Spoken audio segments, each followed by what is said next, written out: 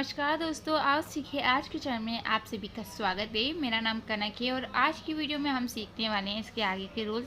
जैसे कि परसों की वीडियो थी उसमें मैंने आपको सिखाया था कि क्यू यू ई अगर साथ में होता है तो इसको हम का पढ़ते हैं। क्या पढ़ते हैं? इसको हम का पढ़ेंगे। जैसे कि अगर आपको इसे पढ़ना है तो किस तरीके से पढ़ना होगा, किस तरीके से अगर आप कहीं भी वर्ड मीनिंग में देखते हैं तो आपको कैसे इसको अच्छे से समझना है। तो चलिए मैं आपको अच्छे से समझा देती हूँ। जैसे कि देख रहे हैं, इनको क्या पढ़े हैं, तीनों को क पढ़े। जैसे कि क यानी कि ए को आ पढ़ा जा रहा है, बी को बा पढ़ रहे हैं क्योंकि बी के बाद तो डायरेक्ट एल है, बीच में मात्रा नहीं है, तो बी को हम आधा बा पढ़ रहे हैं। ठीक है। और उसके बाद एल को ल पढ़े हैं, आई को ई की मात्रा पढ़े हैं और क्यू यू ई इन तीनों को हम क पढ़ रहे हैं। ठीक है। तो ये याद रखिएगा कि कहीं पर भी अगर क्यू यू ई साथ में आएगा तो आपको इन तीनों को ही का पढ़ना होगा। ठीक है, ताकि आप गलती ना करें। ये तो मैंने आपको परसों सिखा दिया था, लेकिन मैं अभी आपको इसलिए यहाँ से शुरू करवा रही ताकि आपको याद रहे कि हमने कहाँ पर ख़त्म किया था। अब इसके आगे का सीख लेते हैं। ठीक है। अब जैसे कि आप देख रहे हैं GUEST, तो इसको हम क्या पढ़ेंगे? गोश्त पढ़ेंगे। हाँ, एक चीज़ मैंने आपको बता रखी है कि यू कहीं पर भी बीच में आता है तो यू को हम पढ़ते हैं ना। लेकिन एक चीज़ और है जो मैं आपको यहाँ पर बता देती हूँ। जी के बाद कभी भी अगर यू आता है और उसके बाद यू के बाद अगर मात्रा आती है तो यू को आपको हमेशा आ ही पढ़ना है, यानी कि कभी भी आपको मात्रा नहीं पढ़नी है। अगर जी के बाद यू होगा और यू के बाद मात्रा होगी, यानी कि मात्रा के सिवा अगर कुछ और होगा, जैसे कॉन्सोनेंट होगा, जैसे एल हो गया, एम हो गया, मात्रा नहीं है और इनमें से कुछ है तो आपको इसको कुछ और पढ़ना होगा, यानी कि ऊ पढ़ना होगा। इस तरीके से अगर मात्रा है तो आपको इसको आ ही पढ़ना है। ठीक है। जैसे कि हम इसको गा पढ़ रहे हैं। ठीक है, इसको हमें क्या पढ़ना है? गा पढ़ना है। और ई यू को तो हम पढ़ नहीं रहे हैं, आप देख ही रहे हैं। ई को हम एक ही मात्रा पढ़ेंगे। क्या पढ़ेंगे? एक ही मात्रा पढ़ेंगे। ठीक है, तो ये चीज़ याद रखिएगा। ठीक है, तो हमने इसको क्या पढ़ा देखिए, गे, और इसको आधा शाह पढ़ेंगे क्योंकि देखिए एस के बाद डायरेक्ट टी है, यानी कि बीच में कोई भी मात्रा नहीं है, तो एस को हमने आधा शाह पढ़ा और टी को टा पढ़ा। ठीक है। ये थोड़ा मार्कर सही से चलने रहा था तो मैंने रेड पेन से लिखा है ताकि आपको अच्छे से दिखाई दे सके। जैसे कि देख रहे हैं, इनको क्या पढ़े हैं? तीनों को क पढ़े। जैसे कि क यानी कि ए को आ पढ़ा जा रहा है, बी को बा पढ़ रहे हैं क्योंकि बी के बाद तो डायरेक्ट एल है, बीच में मात्रा नहीं है, तो बी को हम आधा बा पढ़ रहे हैं। ठीक है। और उसके बाद एल को ल पढ़े हैं, आई को ई की मात्रा पढ़े हैं और क्यू यू ई इन तीनों को हम का पढ़ रहे हैं। ठीक है। तो ये याद रखिएगा कि कहीं पर भी अगर क्यू यू ई साथ में आएगा तो आपको इन तीनों को ही का पढ़ना होगा। ठीक है, ताकि आप गलती ना करें। ये तो मैंने आपको परसों सिखा दिया था, लेकिन मैं अभी आपको इसलिए यहाँ से शुरू करवा रही ताकि आपको याद रहे कि हमने कहाँ पर ख़त्म किया था। अब इसके आगे का सीख लेते हैं। ठीक है। अब जैसे कि आप देख रहे हैं GUEST, तो इसको हम क्या पढ़ेंगे? गोश्त पढ़ेंगे। हाँ, एक चीज़ मैंने आपको बता रखी है कि यू कहीं पर भी बीच में आता है तो यू को हम पढ़ते हैं ना। लेकिन एक चीज़ और है जो मैं आपको यहाँ पर बता देती हूँ। जी के बाद कभी भी अगर यू आता है और उसके बाद यू के बाद अगर मात्रा आती है तो यू को आपको हमेशा आ ही पढ़ना है, यानी कि कभी भी आपको मात्रा नहीं पढ़नी है। अगर जी के बाद यू होगा और यू के बाद मात्रा होगी, यानी कि मात्रा के सिवा अगर कुछ और होगा, जैसे कॉन्सोनेंट होगा, जैसे एल हो गया, एम हो गया, मात्रा नहीं है और इनमें से कुछ है तो आपको इसको कुछ और पढ़ना होगा, यानी कि ऊ पढ़ना होगा। इस तरीके से अगर मात्रा है तो आपको इसको आ ही पढ़ना है। ठीक है। जैसे कि हम इसको गा पढ़ रहे हैं। ठीक है, इसको हमें क्या पढ़ना है? गा पढ़ना है। और ई यू को तो हम पढ़ नहीं रहे हैं, आप देख ही रहे हैं। ई को हम एक ही मात्रा पढ़ेंगे। क्या पढ़ेंगे? एक ही मात्रा पढ़ेंगे। ठीक है, तो ये चीज़ याद रखिएगा। ठीक है, तो हमने इसको क्या पढ़ा देखिए, गे, और इसको आधा शाह पढ़ेंगे क्योंकि देखिए एस के बाद डायरेक्ट टी है, यानी कि बीच में कोई भी मात्रा नहीं है, तो एस को हमने आधा शाह पढ़ा और टी को टा पढ़ा। ठीक है। ये थोड़ा मार्कर सही से चलने रहा था तो मैंने रेड पेन से लिखा है ताकि आपको अच्छे से दिखाई दे सके। ठीक है। यहाँ पर आपने देखा इसे गोश्त पढ़ रहे हैं। क्या पढ़ रहे हैं? इसे गोश्त पढ़। ये हो गया गेस्ट। तो कहीं पर भी अगर जी के बाद यू होगा और उसके बाद मात्रा होगी तो आपको जी यू को सिर्फ ग पढ़ना है, यानी कि इसको आपको कुछ नहीं पढ़ना है। ठीक है, तो ये आपको समझ में आ गया। चलिए अब आगे और समझा देती हूँ ताकि और अच्छे से आपको समझ में आ जाए। ठीक है। अब यहाँ पर देखिए एक चीज़ मैं आपको बता दूँ, कि जैसे मैंने आपको बताया कि जी और यू साथ में होता है और उसके बाद कोई भी मात्रा होगी तो आपको जी यू को ग पढ़ना होगा, है ना। इसी तरीके से मैंने आपको बताया था, लेकिन एक चीज़ और है जो मैं आपको यहाँ पर समझा देती हूँ, जो आपको नहीं पता है। तो यहाँ पर देखिए, यहाँ पर क्या है, यहाँ पर थोड़ा सा चेंज हो गया, यानी कि जी यू ई ये तीनों साथ में है। अब यहाँ पर आपको ये नहीं देखना है कि देखिए वहाँ हमने बताया था बीच में या फिर शुरू में कहीं पर भी, लेकिन अगर कहीं पर भी लास्ट में, यानी कि लास्ट में अगर जी यू ई ये तीनों साथ में होगा तो आपको इन तीनों को ही गा पढ़ना होगा। क्या पढ़ना होगा? इन तीनों को ही आपको गा पढ़ना होगा। क्या पढ़ना होगा? गा पढ़ना होगा। जैसे कि एफ को हमने फ पढ़ा, ए को हमने आधा अ पढ़ा, ठीक है।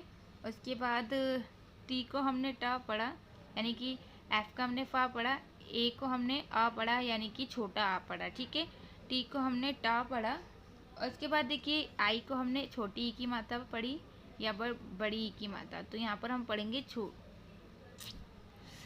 देखिए हमने एफ को फ पढ़ा, ए को हमने अ पढ़ा छोटा आ तो लिखेंगे नहीं, टी को हमने ट पढ़ा, आई को हमने ई की मात्रा पढ़ा और जी यू ई इन तीनों को हमने सिर्फ ग पढ़ा यानी कि फटी। इस तरीके से आपको पढ़ना है। तो यहाँ पर मैं जी यू के बता रही हूँ तो याद रखिएगा। उसके बाद एक चीज़ और मैं आपको बता दूँ कि कहीं पर भी ये तीनों लास्ट में हो तो आपको इनको सिर्फ ग पढ़ना है, यानी कि तीनों को ही आपको सिर्फ ग पढ़ना है, ठीक है। अब और भी है एक आध, वो दिखा देती हूँ, फिर उसके आगे के और जो जी से संबंधित है उनको बताती हूँ, ठीक है।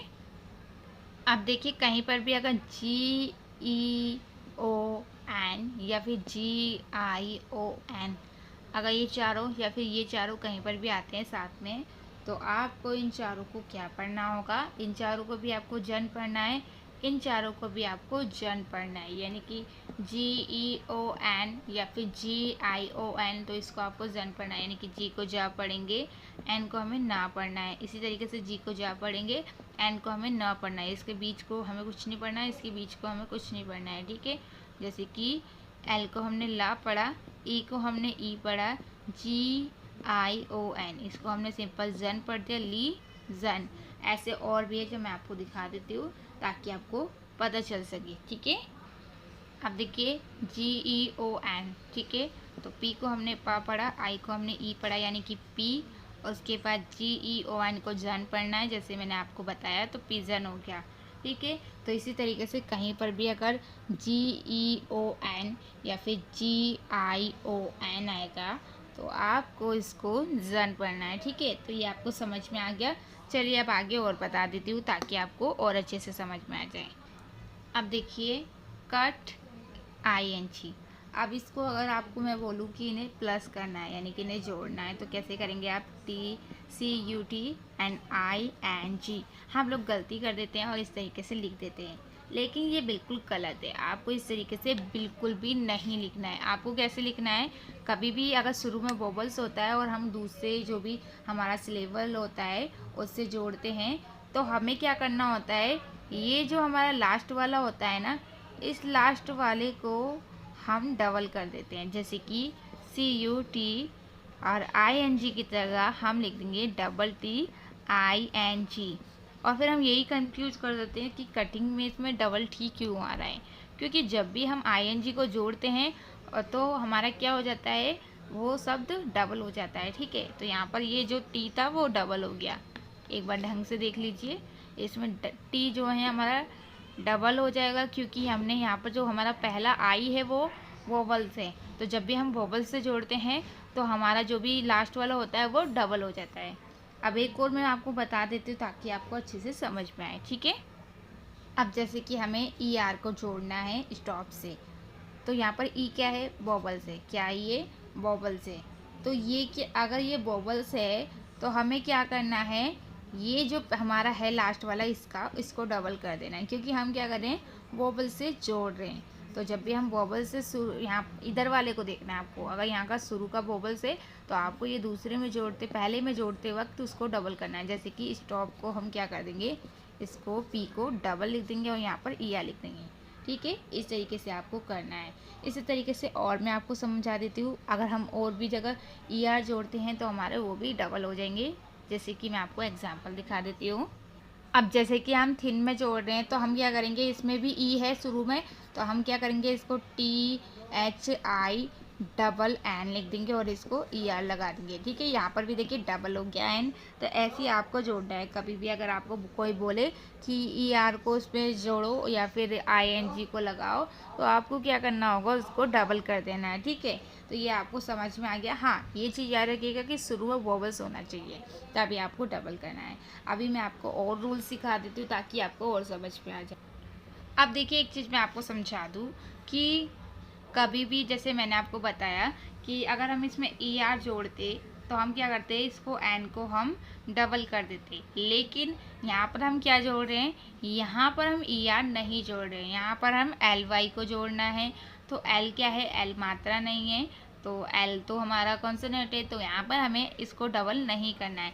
कभी भी अगर आप जैसे LY या किसी से भी जोड़ें और वो शुरू में मात्रा नहीं है, तो आपको उसको डबल करने की कोई ज़रूरत नहीं है, यानी कि हमें इसको इस तरीके से लिख देना है, एन को डबल L नहीं लिखना है। ठीक है, तो ये समझ में आ गया। अगर शुरू में वोवल्स होगा तभी आपको इसको डबल करना है, नहीं तो नहीं करना है। ठीक है, तो ये गलती कभी ना करें कि आप सब में डबल कर दें, ये ना करें।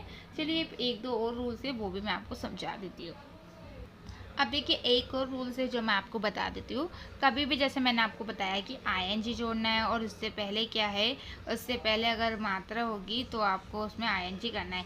तो यहाँ पर वैसे तो मात्रा है ही नहीं, आप सिंपल समझ ही जाएंगे कि हमें इसे डबल करने की कोई ज़रूरत ही नहीं है, जैसे मैंने आपको बताया।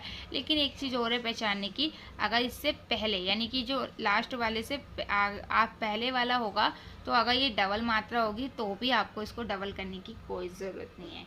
ऐसे सिंपल आप ऐसा मत रखिए, मैं आपको सिंपल समझा रही हूँ। आपको क्या रखना है, अगर ये जो होगा ये वाला, अगर देखिए यहाँ तो हमारा I है, तो हमको क्या करना है, यहाँ पर I की जगह जैसे मैंने आपको बताया कि जब भी हम जोड़ते हैं, जैसे यहाँ पर शुरू में वोवल्स होता है, तो हम इसको डबल कर देते हैं। जैसे कि हमने अभी आपको एक में समझाया भी था कि उसमें हमने इसको डबल कर दिया। जैसे कि कट में हमने क्या करा था, कट प्लस ING, और जब हमें इसे जोड़ के लिखना था तो हमने इसको डबल T कर दिया था, यहाँ पर ING लिख दिया था, है ना। ध्यान से देखिए, इसी तरीके से मैंने आपको बताया था कि अगर यहाँ पर मात्रा होगी तो आपको इसको डबल T लिख देना है। लेकिन एक और रूल है जो मैं आपको समझा देती हूँ।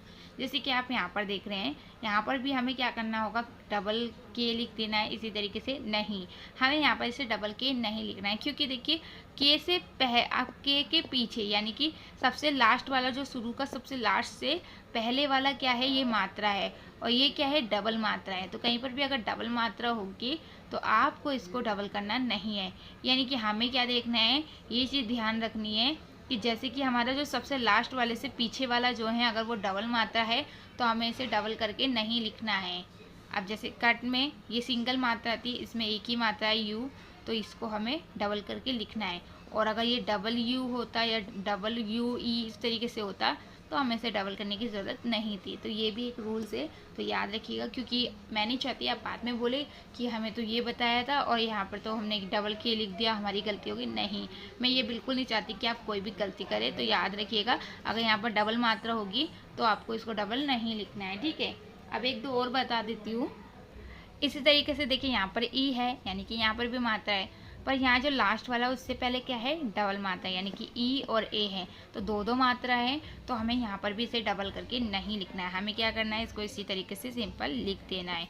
तो ये रूल्स होते हैं जिसकी वजह से हमें इंग्लिश लिखना नहीं आ पाती है, और हम सोचते रहते हैं कि यहाँ डबल R कैसे आया, यहाँ डबल T कैसे आया, ये कैसे आया, वो कैसे आया, क्योंकि आपको ये रूल्स नहीं पता होते। ठीक है, तो ये याद रखिएगा, जब भी कभी जोड़े तो आपको क्या करना है। देखिए, अब आप ये सोचिए कि हमें जोड़ना नहीं है, हमें लिखना है। अब उसमें पहले से जुड़ा हुआ है तो हमें कैसे पता चलेगा, क्योंकि जब आप बोलेंगे फीलिंग तो उसमें इंग आ रहा है, तो इंग से आप समझ जाइए कि ING लगा होगा, और इसमें ING लगा है तो भाई ये फील और इसका प्लस इस तरीके से जुड़ा होगा, तो उसमें पहले में क्या आता है, इस तरह से थोड़ा सा अगर माइंड लगाए तो आपको समझ में आ जाएगा। और नहीं आएगा तो मैं हूँ ना आपको समझाने के लिए, आप टेंशन बिल्कुल ना लें। चलिए, अब एक आध और समझा देती हूँ। अब देखिए, एक और रूल से जो मैं आपको समझाती हूँ। कभी भी हम जैसे ER है या फिर कोई भी मात्रा है, जब हम उसको जोड़ते हैं, शुरू में मात्रा है, अब यहाँ पर भी अब क्या है, देखिए यहाँ तो मात्रा है ही, अब बहुत से ऐसे हो जाते हैं कि जैसे यहाँ पर बी है तो यहाँ पर भी मात्रा है, यानी कि इसको जोड़े ये भी मात्रा है और ये भी मात्रा है, यानी कि यहाँ भी ई है और यहाँ भी ई है। अब हमें क्या करना है, तो देखिए आपको क्या करना है, ज़रूरी नहीं है ई है, यानी कि यहाँ कोई सी भी मात्रा है और यहाँ पर भी मात्रा, दोनों साइड मात्रा है, तो आपको क्या करना पड़ेगा, इसमें से ई को हटा देना है। क्या करना है, ई को हटा देना है। तो अब आप सोचोगे कि भाई कौन से ई को हटा देना है, तो देखिए कौन से ई को हटाना, तो हमें ये वाले ई को हटा देना है। कौन से वाले, इस वाले ई को हमें हटा देना है। तो जैसे आपने देखा बिलीवर, तो ये वाला ई हमने यहाँ पर लिखा है और ये वाला ई हमें हटा देना है। यानी कि कभी भी हम जोड़ रहे हैं और यहाँ पर भी ई है और यहाँ पर भी कोई मात्रा है, ज़रूरी नहीं है ई है, ए भी हो सकता है यहाँ पर, तो ये वाले ई को हमें हटाना है। अभी आपको नहीं समझ में आया, चलिए मैं एक बार और अच्छे से समझा देती हूँ। अब जैसे कि देखिए यहाँ पर भी लास्ट में ई है और यहाँ पर ए है, यानी कि दोनों साइड मात्रा है। क्या है, मात्रा है। तो अब हमें क्या करना है, ये वाले ई को हटा देना है। तो हमें किस तरीके से लिखना है, इस तरीके से लिखना है। ठीक है, हमने क्या करा, बी के बाद वाले ई को हमें हटा देना है। तो कहीं पर भी अगर आप जोड़ें तो ये याद रखिएगा कि एक ही हट जाता है। कभी आप इसको क्या करें, यहाँ पर ई लिखते हैं और इस तरीके से लिखते हैं, तो ये आपका गलत हो जाएगा। तो ये गलती आप बिल्कुल ना करें, क्योंकि छोटी छोटी गलतियों से ही आप एग्ज़ाम में बहुत कम नंबर लाते हैं और फिर सोचते हैं कि हमने गलती क्या करी थी। ठीक है, तो चलिए एक दो और समझा देती हूँ। अब देखिए कहीं पर भी अगर यू आर ई साथ में होगा तो या तो उसको आपको यू अ पढ़ा जाएगा या फिर आप उसको ऊ आ पढ़ेंगे। क्या पढ़ेंगे, या तो यू आ पढ़ेंगे या फिर ऊ आ पढ़ेंगे। जैसे कि इसको क्या पढ़ रहे हैं हम, यू आ। अब इसको यू आ क्यों पढ़ रहे हैं, देखिए इसको हमें यू आ इसलिए पढ़ रहे हैं क्योंकि देखिए इसको हमें सा को ऊ पढ़ना है और इसको, मैंने आपको बताया था कि क्यू यू ई अगर कहीं पर भी साथ में होता है तो इसको हम का पढ़ते हैं। इसी तरीके से क्यू और यू कहीं पर भी साथ में होगा तो इसको भी आपको का पढ़ना है। इसी तरीके से और रूल सीखने के लिए कल की वीडियो देखिएगा, ताकि मैं आपको इसके आगे के रूल सिखा सकूं और आप आसानी से इंग्लिश पढ़ना सीख सकें। तो अगर आपने अभी तक चैनल को सब्सक्राइब नहीं किया है तो जल्दी से कर लीजिए, क्योंकि सब्सक्राइब करने के बाद आप इस क्लास में रोज़ाना पढ़ सकते हैं और जल्दी से इंग्लिश पढ़ना सीख सकते हैं। साथ के साथ एक घंटी बनी हुई आएगी, जब आप सब्सक्राइब करेंगे तो इसके बगल में एक घंटी का बटन आएगा, उस पर टच कीजिए ताकि घंटी जब भी बजे तो आपको पता चल जाए कि इंग्लिश की क्लास शुरू हो गई है। तो चलिए फिर मिलते हैं और अच्छे से इंग्लिश पढ़ना सीखते हैं।